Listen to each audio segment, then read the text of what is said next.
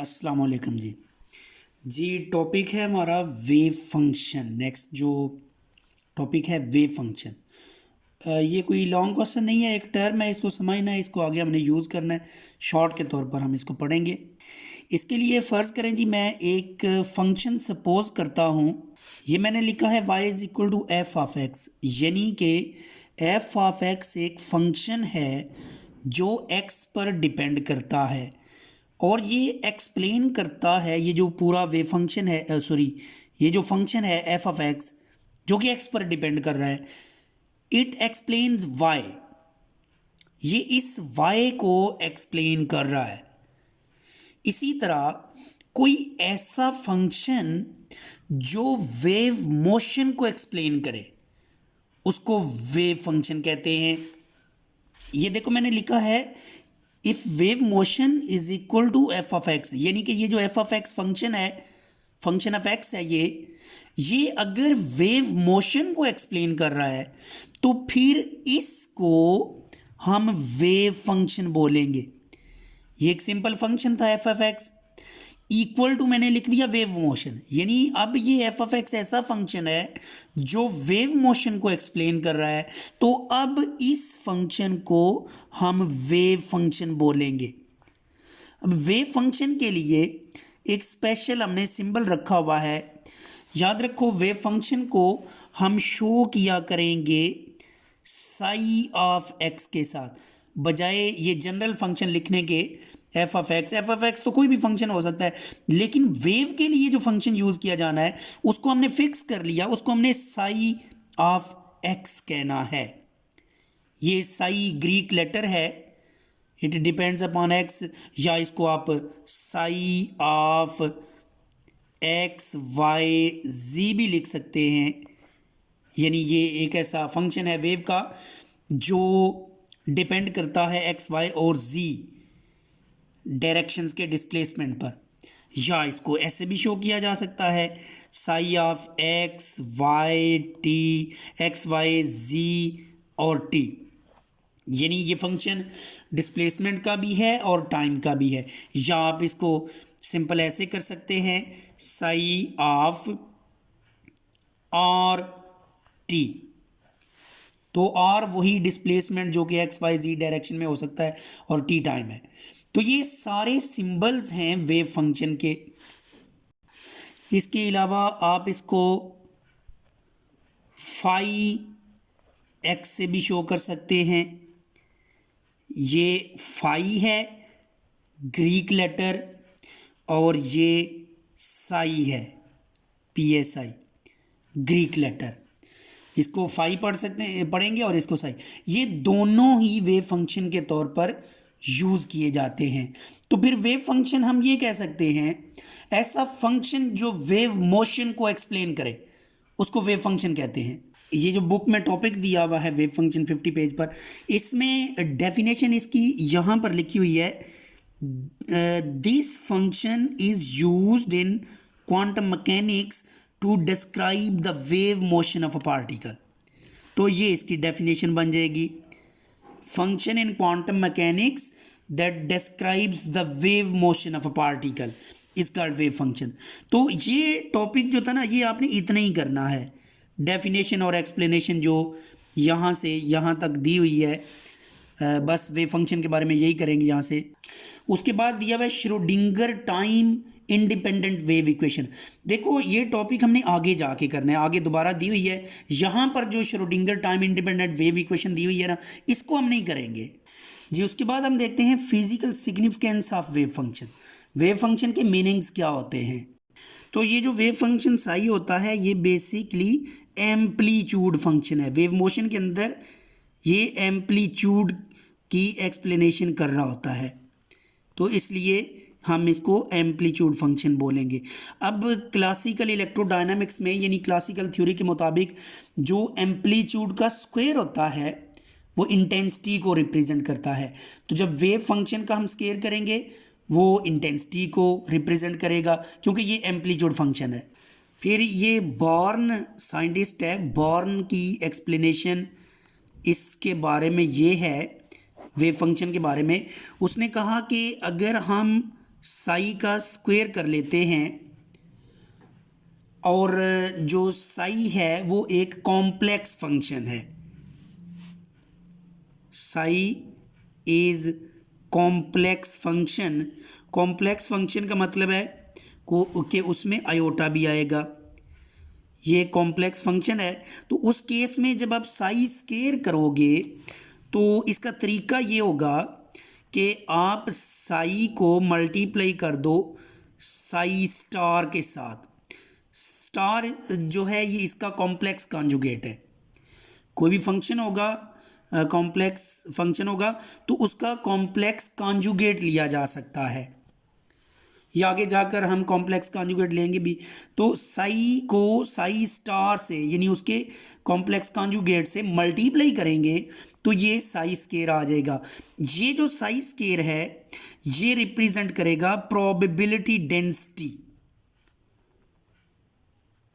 Probability density यानी अगर कोई पार्टिकल है, इलेक्ट्रॉन फर्ज करो, तो उसका जो वेव फंक्शन साई स्केयर होगा वो उसकी प्रोबेबिलिटी डेंसिटी को शो कर रहा होगा, यानी उसके वहां पर पाए जाने के कितने अमकानात है, कितनी उसकी प्रोबेबिलिटी है उस वॉल्यूम के अंदर, ये उसकी प्रोबेबिलिटी डेंसिटी होगी। ये एक्सप्लेनेशन बुक में लिखी हुई है कि square of amplitude associated with electromagnetic radiation in classical mechanics, square of amplitude directly proportional to intensity. ये भी मैंने जो बात बताई थी। उसके बाद ये जो साई स्केयर है ये साई स्टार साई के इक्वल होगा और ये प्रोबेबिलिटी डेंसिटी को शो करेगा। अब प्रोबेबिलिटी डेंसिटी अगर एक फिक्स वॉल्यूम के अंदर कैलकुलेट करनी है तो उसके लिए फ़र्ज़ करो अलॉन्ग एक्स एक्सिस जो डिस्प्लेसमेंट है वो डी एक्स है, अलॉन्ग वाई एक्सिस डिस्प्लेसमेंट है वो डी वाई है, अलॉन्ग जी एक्सिस को डी जी शो कर दिया जाए, तो इन तीनों को मल्टीप्लाई करेंगे तो ये एक थोड़ा सा वॉल्यूम आ जाएगा जिसके अंदर आप प्रोबेबिलिटी डेंसिटी मेजर कर रहे हैं। यानी D X D Y D G को हम डी टा बोलेंगे। डी टा मीन ये वॉल्यूम के लिए सिंबल है कि छोटा सा जो वॉल्यूम एलिमेंट बन जाएगा एक्स वाई जी डायरेक्शन में, जो थोड़े थोड़े डिस्प्लेसमेंट्स हैं उनको मल्टीप्लाई करेंगे, लेंथ विड्थ हाइट हो जाएगी, तो ये वॉल्यूम आ जाएगा। तो वो जो प्रोबेबिलिटी डेंसिटी ऊपर हमने लिखी थी उसके लिए साथ हमने वॉल्यूम मेंशन नहीं किया था, वो पर यूनिट वॉल्यूम के लिहाज से है। यानी ये साई स्केयर है probability density per unit volume, या साई स्टार सही करेंगे तो ये probability density per unit volume है। अगर यूनिट वॉल्यूम नहीं है, कोई थोड़ा है वॉल्यूम या ज़्यादा है, तो उस केस में हम इसको इस तरह शो कर सकते हैं साई स्केयर डी टा, कि इतने वॉल्यूम के अंदर डेंसिटी कितनी है, प्रोबेबिलिटी डेंसिटी, या इसको साई स्टार डी टा इस तरह लिखा जा सकता है। अब अगर इस प्रोबेबिलिटी को हम मेजर करना चाहते हैं, प्रोबेबिलिटी कितनी है एटम की, तो मैक्सिमम प्रोबेबिलिटी 1 होती है।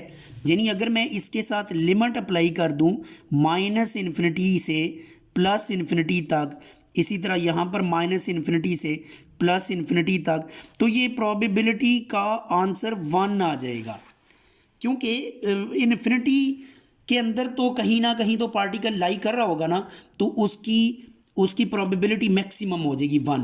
माइनस इन्फिनिटी से प्लस इन्फिनिटी तक अगर आप प्रोबेबिलिटी डेंसिटी कैलकुलेट करोगे 1 हो जाएगी।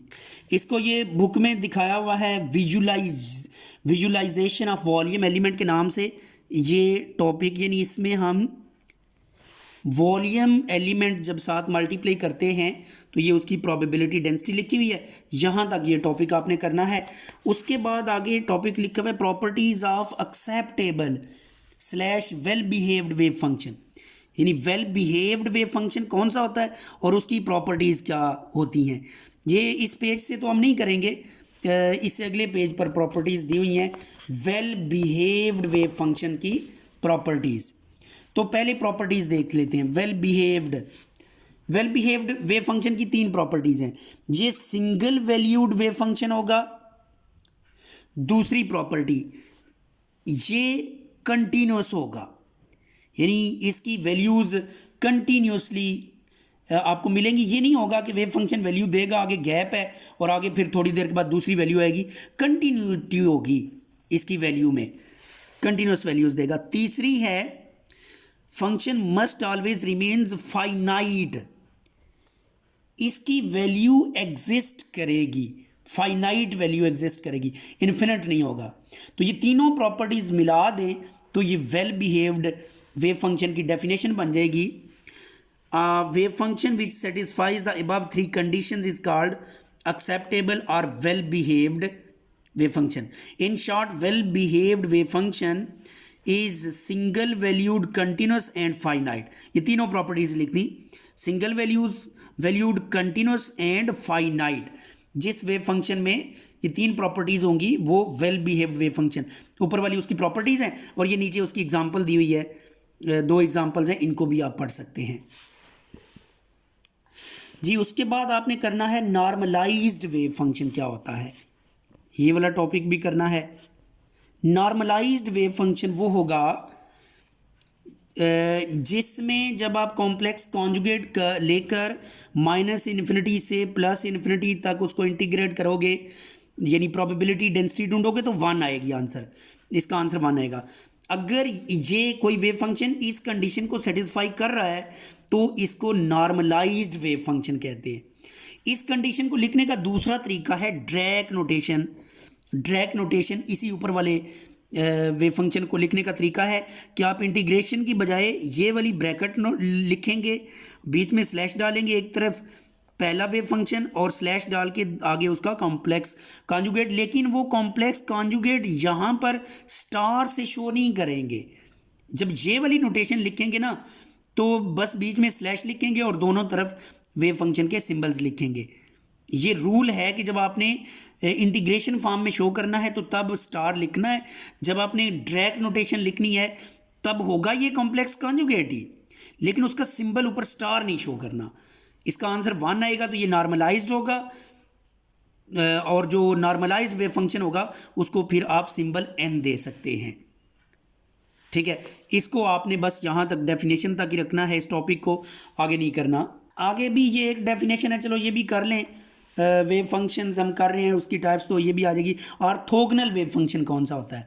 ऑर्थोगोनल वो होगा जिसमें जब आप प्रोबेबिलिटी डेंसिटी मालूम करें तो आंसर 0 आ जाए, ऐसे वेव फंक्शन को ऑर्थोगोनल कहेंगे। और ये नीचे उसकी ड्रैक नोटेशन लिखी हुई है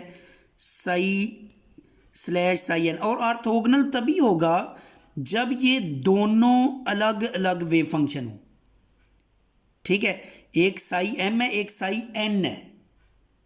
दो डिफरेंट वेव फंक्शंस को जब आप मल्टीप्लाई करते हैं एक का कॉम्प्लेक्स कॉन्जुगेट लेकर तो आंसर 0 आएगा और ये ऑर्थोगोनल वेव फंक्शंस कहलाएंगे।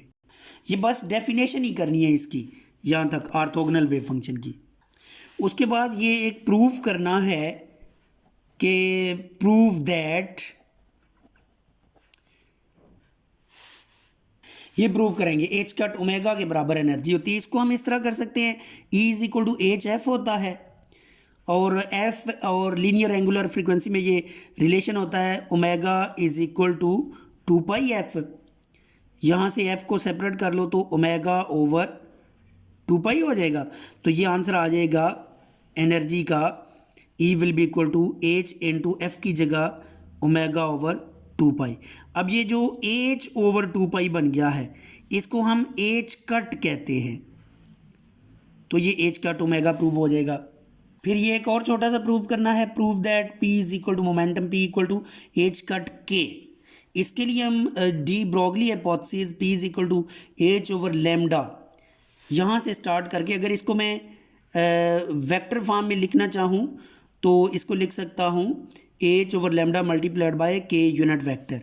K यूनिट वेक्टर जो कि डायरेक्शन ऑफ मोमेंटम को शो करेगा, उसकी जगह K full vector over its magnitude ये लिख सकते हैं। अब ये जो K डिनोमिनेटर में आ गया है ये, और ये जो ऊपर फुल वेक्टर है, तो इनके नाम है, ये वेव वेक्टर है, वेव की डायरेक्शन बताएगा, और ये वेव नंबर है, नीचे जो उसकी मैग्नीट्यूड है ये वेव नंबर को रिप्रेजेंट करेगी। वेव नंबर होता है number of waves per unit length, ठीक है। और अब इस वेव नंबर का फार्मूला होता है 2 पाई/λ। अगर आप ये वैल्यू इसमें पुट कर देते हैं तो h/λ के फुल वेक्टर यानी वेव वेक्टर डिवाइडेड बाय के की जगह 2 पाई/λ, तो ये लैम्डा इसे कट जाएगा और ये जो h/2 पाई है इसका आंसर h कट बन जाएगा, तो h कट के ये प्रूव हो जाएगा फार्मूला। ये बुक में दिए हुए हैं, यहाँ से ये प्रूव शुरू होता है। Prove E is equal to H cut omega, ये यहाँ से लेकर यहाँ तक दिया हुआ है। इसमें आगे एच कट की डेफिनेशन भी बताई हुई है यहाँ तक। उसके बाद फिर नीचे ये दूसरा प्रूफ दिया हुआ है मोमेंटम वाला, ये है proof P is equal to H cut के वेक्टर फॉर्म में, ठीक है। इसको आपने एच कट के यहाँ वेव नंबर तक करना है। उसके बाद फिर आपने टॉपिक करना है वेव पैकेट। वेव पैकेट क्या होता है? देखो, वेव पैकेट के लिए आपने कोई एक वेव फंक्शन में लिखता हूँ, वेव फंक्शन जो कि वेव मोशन को एक्सप्लेन कर रहा होता है। वेव फंक्शन जी ये एक है, suppose psi R T is equal to G, ये मैंने एक वेव फंक्शन लिखा है, it explains the wave motion, ठीक है, डायरेक्ट एक वेव फंक्शन लिखा है। लेकिन ये शो करेगा, ये एक्सप्लेन करेगा इसका जो सोल्यूशन है कि वेव ऐसे जा रही है इस तरफ भी इन्फिनिटी पर और यहाँ पीछे से भी इन्फिनिटी से आ रही है, तो इसमें तो कहीं भी डिसकंटिन्यूटी नहीं होगी, क्योंकि वेव फंक्शन की वेल बिहेव्ड वेव फंक्शन की डेफिनेशन ही हमने की थी कि वो कंटिन्यूटी शो करता है एंड तक। तो जो हम कहते हैं every wave has particle nature and every particle have wave nature, उस कॉन्सेप्ट के तहत अगर हम देखें कि ये जो वेव है इसकी पार्टिकल नेचर को अगर माइंड में रखते हैं तो इसकी पार्टिकल कितने वेव्स को हम एक पार्टिकल का नाम देंगे, उसके लिए ये टर्म इंट्रोड्यूस करवाना पड़ी वेव पैकेट। अगर कोई ऐसा वेव फंक्शन है जो एक इतने से पोर्शन की वेव को रिप्रेजेंट करे, उसको हम वेव पैकेट बोलेंगे। लेकिन उसके लिए फिर हम ये कहते हैं लोकलाइज्ड वेव फंक्शन, यानी एक फिक्स वेव को शो करेगा वो, उसको लोकलाइज्ड वेव फंक्शन बोलेंगे, वो वेव पैकेट कहलाएगा। Localised wave function is called wave packet. तो इसकी प्रॉपर डेफिनेशन ये है कि बहुत सारी वेव्स का एक ग्रुप बन जाता है जिसमें डिफरेंट एम्पलीट्यूड, फेज और डिफरेंट वेवलेंथ की वेव्स आपस में मिलती हैं। मसलन ये एक वेव है, इसके साथ ये एक और वेव मिल गई, इसके साथ ये एक और वेव मिल गई, इसके साथ ये डिफरेंट वेवलेंथ और एम्पलीट्यूड की हैं, एक और मिल गई, ये एक और मिल गई, ये एक और मिल गई। इस तरह ये सारी वेव्स मिलके एक पैकेट बना लेती हैं, तो इसको हम वेव पैकेट बोलेंगे। यानी ये ग्रुप ऑफ वेव्स है। Wave packet is actually group of waves of different wavelengths, amplitudes and phases. ये जो ग्रुप है इसमें डिफरेंट वेवलेंथ्स हैं, हर वेव का डिफरेंट एम्पलीट्यूड है और हर एक का डिफरेंट फेज है, और वो एक दूसरे को कंस्ट्रक्टिवली सपोर्ट कर रही हैं कंस्ट्रक्टिव इंटरफेरेंस से। तो ये जो पूरा ग्रुप होगा इसको हम बोलेंगे वेव पैकेट। इसकी डेफिनेशन ये जो बुक में लिखी है, wave packet consist of group of wave slightly different wavelengths with phases amplitudes so chosen that they interfere constructively over a region of space and destructively elsewhere। यानी इधर और इधर डिस्ट्रक्टिव इंटरफेरेंस है, इधर भी डिस्ट्रक्टिव है, और दरमियान में ये वाला जो पोर्शन है इसमें कंस्ट्रक्टिव इंटरफेरेंस है। तो ये जो पूरा ग्रुप है इसको, इस ग्रुप ऑफ वेव्स को हम बोलेंगे वेव पैकेट। ठीक है। आगे जो ग्रुप वेलोसिटी है उसकी भी जस्ट डेफिनेशन ही करनी है आपने। ये जो ग्रुप ऑफ वेव्स होता है ना, इसकी वेलोसिटी को ग्रुप वेलोसिटी कहते हैं। ये जो वेव्स का एक ग्रुप होगा, इसकी ओवरऑल एक वेलोसिटी होगी, उसको हम ग्रुप वेलोसिटी बोलेंगे। Electromagnetic wave packet composed of many waves of different values of K moves with overall speed known as group speed. तो इसका formula D omega over D K होगा, जिसको D E over D P भी लिख सकते हैं। ये आगे ओमेगा की वैल्यू और के की वैल्यू पुट करके लिखा हुआ है। तो यहाँ तक ग्रुप स्पीड या ग्रुप वेलोसिटी को भी डिफाइन करना है आपने जी। उसके बाद नेक्स्ट है क्वांटम पार्टिकल। क्वांटम पार्टिकल असल में वो जो वेव के पैकेट बन चुके होते हैं ना, हर पैकेट एक पार्टिकल कहलाता है। वेव की जब पार्टिकल नेचर देखनी हो तो वो वेव्स के जो पैकेट्स बन चुके हैं ना, वो पैकेट्स, हर एक पैकेट एक पार्टिकल है, उसको क्वांटम पार्टिकल बोलेंगे। Quantum particle is represented by wave packet.